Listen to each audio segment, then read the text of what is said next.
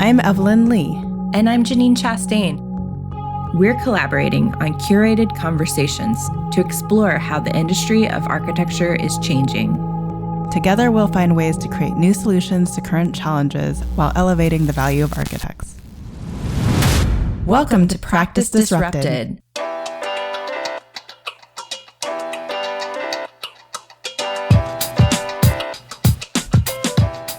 Hello, listeners. Hello, Janine. Hi, Evelyn. Hi, Disruptors. So today on Practice Disrupted, we are spanning time zones once again, but this time we have the pleasure of interviewing Muyiwa Oki. Our listeners have heard a lot about the AIA, and this time we felt it was important to talk about the similarities within the profession, spanning across geography. So Muyiwa is the president-elect of RIBA. But before we give away the entire interview with an introduction, Muyiwa, why don't you tell us a little bit more about your story in your own voice? Hi there. My name is Muyiwa Oki. Thank you for having me here, Evelyn and Janine. It's a pleasure to be speaking to the folks across the pond. My name is Muyiwa. I ran for the presidency of the Royal Institute of British Architects, colloquially known as the RIBA or RIBA. And it came from a sort of level of dissatisfaction with the grassroots movement about how we are represented in the profession. I wanted the RIBA to represent me as a early to mid-career architect. And I put together a manifesto over the summer encouraging for my friends to speak up for the future architect. And one of the key goals was to challenge unfairness and change it, and to also create a mindset shift in the architecture community driven by the RIBA organization to make architecture a dynamic, sought after profession in the built environment, especially focused towards the next generation. So I felt it was a ginormous task. I wanted to just be there to set the agenda. I was hoping to win, but I didn't expect to win. And now that I'm in position, I feel an immense sense of honor and pride to be someone who is the spokesperson, so to speak, for this cohort of people. A bit about me. I was born in Nigeria. I grew up in South London. I liked maths and philosophy. And moreover, I had a desire to create and ultimately serve the common good. One of my early influences in architecture was David Adjaye, Sir David Adjaye. Most of you might know him because he was the architect designer for the African American History Museum in Washington, D.C. Also, I got the pleasure of going to actually see it for the first time over the summer, which was fantastic because it had all this rich, like, facade composition. It was referencing different African heritages, which was fantastic to see. And in terms of, like, again, going back to architecture and where I studied at the University of Sheffield. It's in North England at undergraduate and graduate level. And in architecture in Sheffield was a bit progressive. It was focusing on the human scale, community engagement, and participatory learning, which in some ways, upon reflection, kind of influenced the whole getting up and talking about the issues that I care about and going into somewhat politics, really, if you count RIB as politics. So you kind of briefed over it, but you are actually the first Black architect to be RIBA president, and you're also the youngest architect to be in that position. Yeah. So can you tell the audience a little bit about where you are in your career? Yeah, so I am 5 years post qualification. I'm a manager in a multidisciplinary practice. It's called Mace Group. We are we across the building life cycle. We do development, we do some consulting, we do some construction, a little bit of operation while we're at it. And again, early to mid career architect, working in a field that is not what I would estimate as traditional architecture practice, because there is a little bit more technical delivery of what we do. It was a conscious decision to move from a boutique design to this type of office where there's a slant to construction and construction innovation. This was something I was really interested in. But yes, first Black architect, not the first person of color, because we had Sunat Prasad in 2007, who was the first person of color. Yeah. it's exciting. It's exciting times. So, Muyiwa, you mentioned the grassroots initiative, but you underwent a unique process to get to the RIBA elections. Can you tell us a little bit more about it? You know, why the Future Architects Front started, because essentially you went through two elections. I don't know. I don't know if I would put myself through that. But yeah, can you tell us about that process? And then a kind of follow up, if that process wasn't in place, would you 5 years at a university have taken the leap? The short answer is probably no. I don't think I would have taken the leap. Again, it wasn't my 5 year plan. It was kind of it's an experiment, and we, as a cohort, aided by the Future Architect Front, which is one of the bigger groups within the coalition, really. We had people from Architect Social. We had a couple of ex council members, student council members, and ex and current council members who were part of this, basically a WhatsApp group.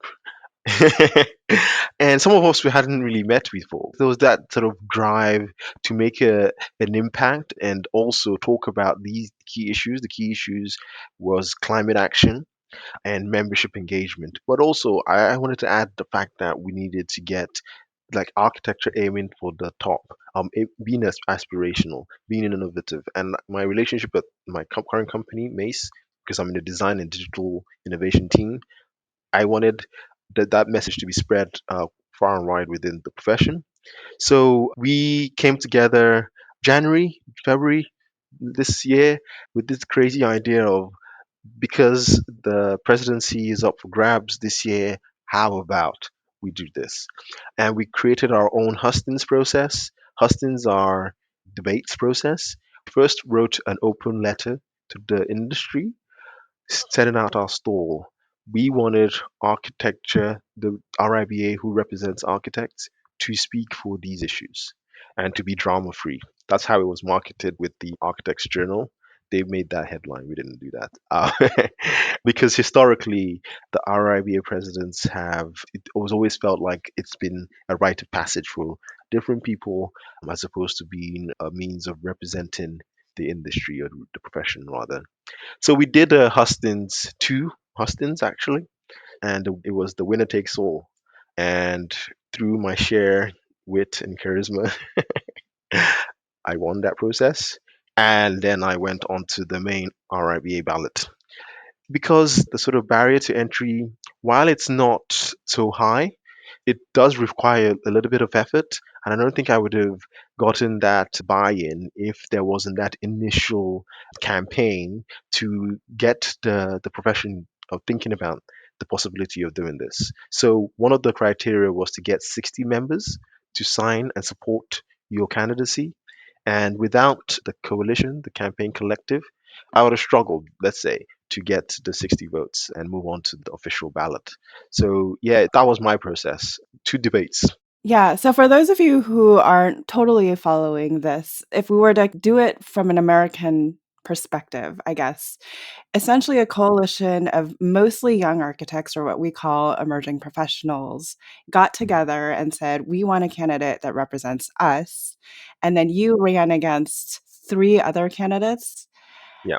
And then you were elected from that pool. They jointly decided whoever gets elected from this pool, we're going to support for RIBA presidency. Yeah. And the interesting thing about RIBA presidency is it's one member, one vote. So anyone who is a member can vote. And I remember during this whole process, we're like, okay, so the next process is for us to get a whole bunch of young architects to the RIBA polls and convert them into members if they're not, to get you to presidency. So this is quite an interesting grassroots effort and a push mostly by the next generation of architecture leaders to get you to where you are. Hmm. Hmm. I did want to kind of fill in about RIBA and just make sure that our audience understands. A lot of our listeners are based in the US. We definitely have some international listeners, but a good portion of our population is US based.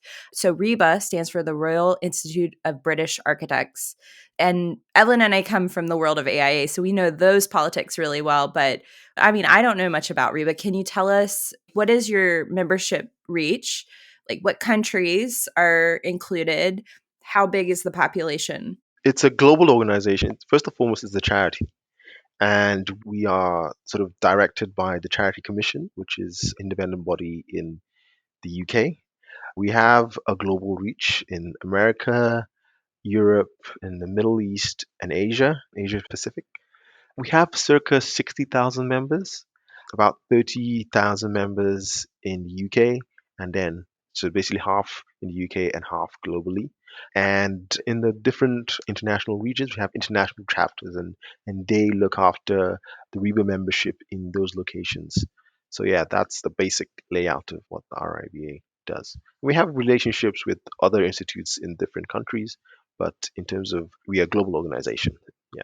Excellent. And I know a lot of our AIA friends will be interested in this episode to learn more. There's definitely within the AIA, there's a meeting that happens where the international organizations that represent architects across the world come together. It's called the International Presidents Meeting. It happens fairly consistently, paired with other events that happen globally at other programs, but this one happens within the AIA at our annual meeting.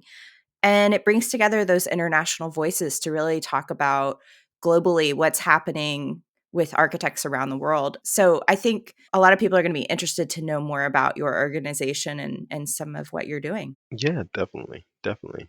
In terms of priorities, I have three priorities: climate action, and I'm going to attempt and seek industry buy in and industry leadership on affecting change through the climate action. I would like to collaborate and integrate with other institutes in the UK and globally to fix our attention into how we can make change in urban regeneration, in retrofit, and placemaking. How can we be leaders in doing that? The second bit is our membership and the engagement with that. I would like to get our members more engaged with the processes and services that we have. So this is more of an inward looking bit. And the third and final bit is cultural awareness through digital transformation. It goes back to this bit about architecture being sought after and being looked seen as innovative and future focused. Those are my three aims. And if I could achieve 2 out of 3 or 3 out of 3, that would be fantastic. And your term is 2 years, right, as president? Yeah, yeah, it is. Yeah. So I started in September 2023. And I mean, the good thing about it is that I have this 1 year period to get to know people and sort of expand my network and understand the organization and its structures. And by 2023, September 2023, I can hit the ground running and try to implement the plans and strategies that I have developed over the year. Yeah. Why don't you tell us like what you are most excited about the future of the profession? And it's interesting to me that you're not necessarily traditional path, you're a little bit more adjacent and technology focused. So where do you see as the greatest opportunity for the future of the profession too? I think the greatest opportunity here is to reimagine what it means to be an architect and what we want from architecture. In that respect, I think where architects choose to be of importance, how they do that will change. It goes back to this idea of boutique design practice and or not boutique design practice. I believe architects are designers of the built environment, and we can do that or influence design of the built environment in different ways, whether it's in a policy way or through public engagement way, through a sort of multidisciplinary digital design way, or through boutique practice. And I think that mindset shift that architecture and architects can practice in different facets is something that hasn't really come to the fore yet.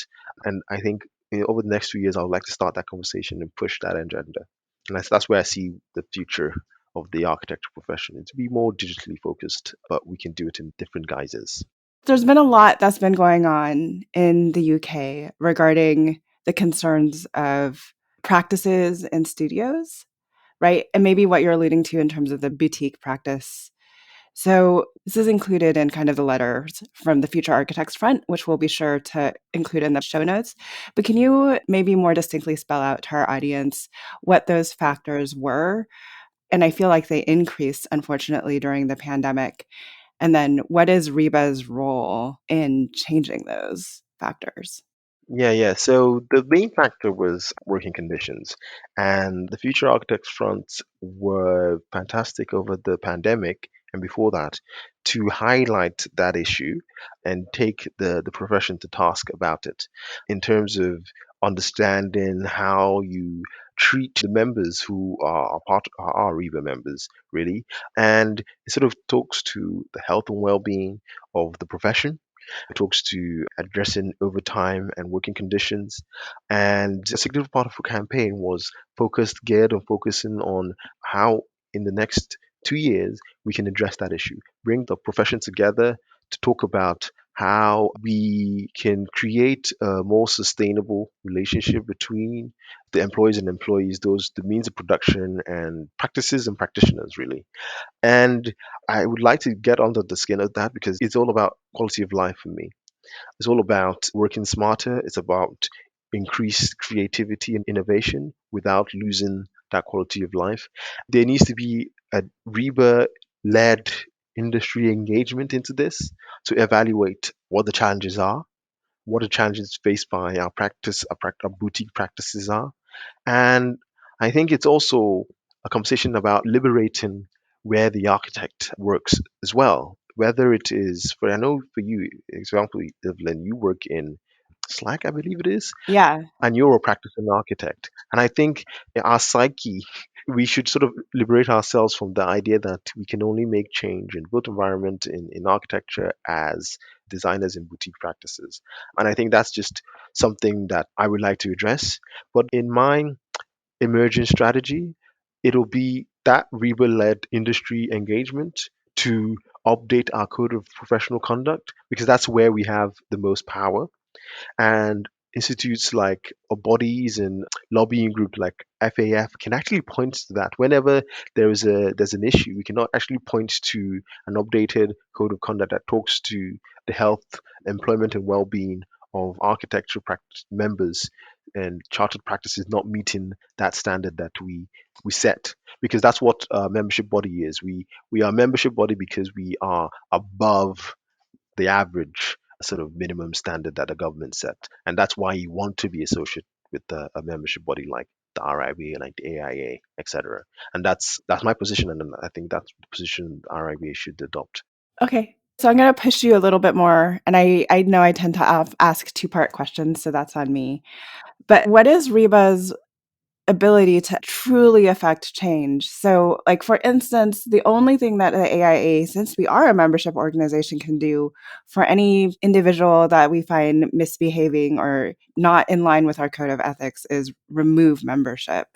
So, in the course of creating change within the profession and the working conditions of employees, like removing membership doesn't seem like a big leverage, right, to have to change that. So, what is RIBA's role in kind of this change, and how do you think RIBA can affect the change and encourage an overall health and well-being for not only for the organization but for the profession at large? And this is something that Janine and I are very passionate about. So anyone who is trying to make this change, we're really excited about too. Yeah, and I think if you go back and look at what is the status quo, what is business as usual is actually not even talking about it, right?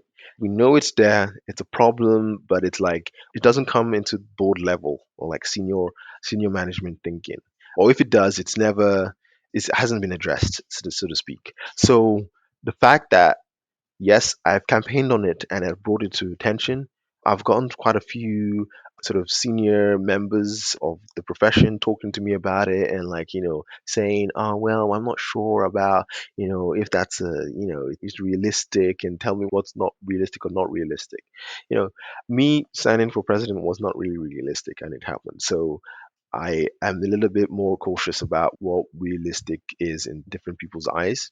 But I think having that conversation, being seen as an institute, talking about it, and bringing the two parties together to say, look, this is the challenges that we are facing as an employer, and this is why it then cascades back to the poor treatment. Some of the treatments are shoddy and like unacceptable. Even some of the the news from the accounts on the FAF open letter was a little bit on the border of good and bad, right or wrong.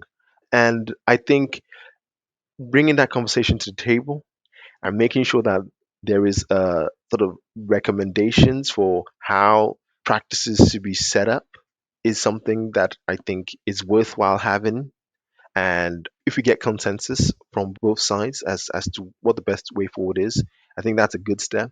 But I think that also should also lead to an update of our code of conduct, but also lead to a different type of business model, potentially lead to a different type of business model where we are, I don't want to second guess this, but like potentially move into like digital first approaches. Because again, anecdotally, if I look back at my time in boutique practices, there was an over reliance on we need to sketch it out first for like days on end before we get to the right design. And that took hours and days, and it was on the whim of a senior associate or something. And if there's a way of like sort of, I work with lots of project managers. There's always like a time cost element, evaluation element to everything that we do all the time, because we all know that the PMs all know that there's like everything that you do has a cost or time implication to it. And in the year or plus that I've been here, I haven't really worked overtime. So businesses can run successfully without requiring overtime to happen. And then if overtime is required, I believe it should be fairly compensated. And that's my position on that issue, really. So I'm so excited hearing everything that you just said. I think that it's encouraging for me to hear that vision and to know that you're going to be trying to open eyes to some of these issues. From the moment that I entered the profession, I've just kind of scratched my head wondering, like, why is it so hard for some people to see these issues? And the further that I've gotten into the work that we do on the podcast, where we're able to have these conversations, I think for some, they can't see it. And maybe it's because it's not impacting them directly, or they don't know how to fix the problem.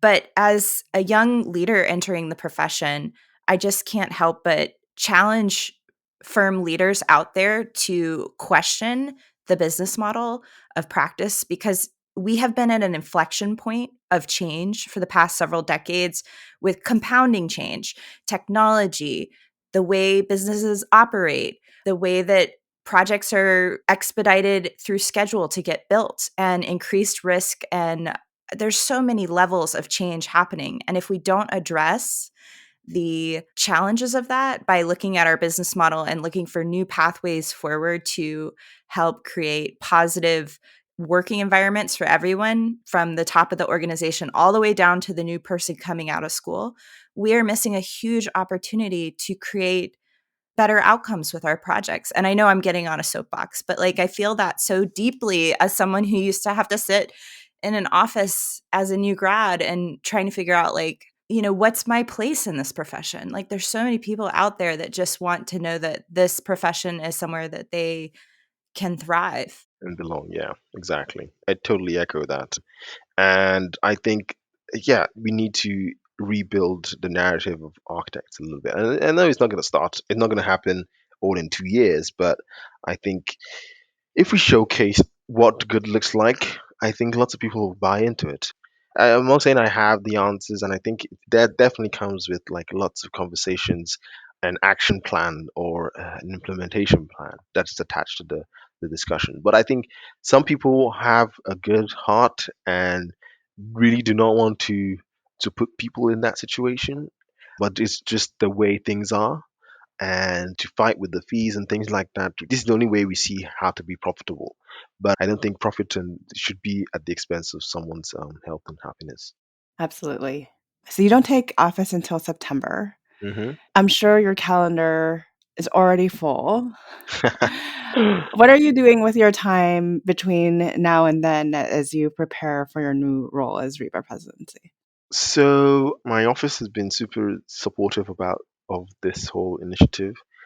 They can't believe it at all. Like, it's like, what, you're doing this, really? And now that it's happened, they're like, oh my god, it actually happened. Okay, so we gotta We got to support you as much as we can. So they've given me some time, a day or so, to like focus on it. So you having an hour of my Fridays, which is my focus day on RIBA stuff. And what I'm doing is trying to understand the organization, talking to the different executive directorates. Currently, I'm also a sort of observer member on both the council, the RIBA council, which I'm going to be the chair of next year, and observer on the RIBA board, which I'm going to be a board member next year. So just absorbing things in. Another thing that I have to focus on is this strategy and outcomes bit, my 2 year strategy plan, developing that, trying to do that in concert with the council and other advisors, and trying to make it watertight so that get sign off for it by the council and board before I start next year. So that's going to be one of the major piece of output over the next year. And then the third thing is just like, networking, get to know people, understand who I need to talk to. The three like constituencies that I'm focusing on talking to. This whole thing is called, in my head, is called a listening tour. I'm going out there to listen to quite a lot of people, and the constituents I'm talking about is clients, different types of clients, the students in different schools up or down the country, and architecture practices, to warm them up to the idea that there is a town hall coming up, couple of town halls coming up, where we have to like sit down and talk about the real issues, the real issues that will make our profession more collaborative, more sought after, more innovative. I was wondering if you could expand maybe a little bit further on what you're hearing about climate change, because I know that's another really critical topic that a lot of architects are concerned about and want to move forward. So, how are you guys looking at it in RIBA? So currently we have a 2030 climate challenge, and what I've heard so far is that the adoption of the challenge, it sets stringent high-level challenges on embodied operational carbon and water usage for two different asset classes, so domestic and non-domestic type buildings. My sort of initial engagement has been people aren't really, they're not submitting data, they're not really, it's not part of their day-to-day work. And you need to understand what that barrier is and why that isn't front of mind really. Understanding all of that, and trying to figure out a way to make sure that we can get people excited about that, our climate challenge, what it is that is stopping adoption, and see how we can take a more of a leadership role in the built environment. Excellent. Yeah, I know that there are a lot of conversations going on around how to get architects more involved at the highest levels on those conversations and kind of like thought leadership capacities.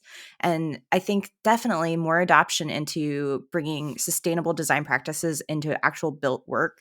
I think more firms need to be doing that in a day-to-day, scenario. Yeah, I think we can take ownership because we specify materials and things like that. I think we can take ownership of like understanding materials and really understanding them, and really understanding the pros and cons and the reasoning behind the doctor reasoning behind why you're going for this material as opposed to that material. I think if we take ownership of that, ownership, a little bit of retrofit as well, retrofit strategy, that's something that I'm hearing quite a lot about. I think in those areas we can really push the needle and make sure that that's our pitch to the public, that the architects are needed because we are those people who we take ownership of those two or maybe three issues in the climate agenda. Absolutely. One thing that was interesting to me that I learned through our conversations in preparation for this and that you let our listeners hear earlier is how global RIBO is. To all of our listeners who are listening to you and are really excited about where your vision and mission is headed, is there a way that we can support you? How can we be a part of supporting this change in RIBA? Is there anything we can do to move things forward? That's a good question. Well, I think it'll come with the AIA. I think with Kimberly in post, I think sort of cross collaboration because you guys have that your 2030 challenge as well. I'd like to understand how you got that to where it is right now, the success rate of it, and try to learn from each other. I think that's one key bit on the climate side. And again, a little bit more sharing of ideas, how you guys get engagement with your membership, what your visions for success is, and try to make sure that we are in alignment on those issues. Yeah, we have a pretty robust committee on the environment in the AIA that, I mean, they know so much about that topic and they have been driving so much in terms of policy change and resources and documents that I think has helped adoption. And so I think there's always been a really good collaboration between AIA and RIBA, but I think, yeah, that's definitely an area where I think there's a lot more opportunity to share knowledge and expand reach. Yeah, exactly. And I think maybe we don't want to reinvent the wheel. And here, I don't know, I'm speaking out of turn here, but I think learning from the path that others have taken and so that you get there faster. I think I have a friend who works in Google and they said, stealing with pride, like see what's good out there and make sure that you're absorbing and you're taking that information and making sure that basically both parties are learning because there's a common goal that we're trying to achieve here, which is a safer planet to live in for the future. And how we get there, we can share the paths together. Great. When you get to the end of your term, what do you hope you will have done with your time in this position? Well, I would have hoped to have started a conversation on reimagining what the architecture profession. I would love to get a much richer, much younger, more diverse cohort of members engaged with RIBA and architecture and the governance of architecture. And also, I think I would like to have made an impact in the public perception of what architects do and what architecture is really. I think those are the key bits, like get young people engaged and get people engaged really. We're cheering you on. So if you need anything, let us know. We're cheering you on. I know we're across the pond, but All right, cheers. Thank you so much. Hi, Disruptors. If you like the content from today's show, you can find all of our past episodes over on practiceofarchitecture.com/podcast. Be a part of the conversation by joining us, our speakers, and others in our community at practiceofarchitecture.com/community. Our social media handle is at practiceofarch. That's at practiceofarch. We love to hear from you. Drop us a note to say hello. This show is part of Gable Media. You can learn more about other podcasts and video channels in our community by visiting gablmedia.com. Thank you for joining us on Practice Disrupted, a podcast by Practice of Architecture. Tune in next week for a new conversation on change in the profession.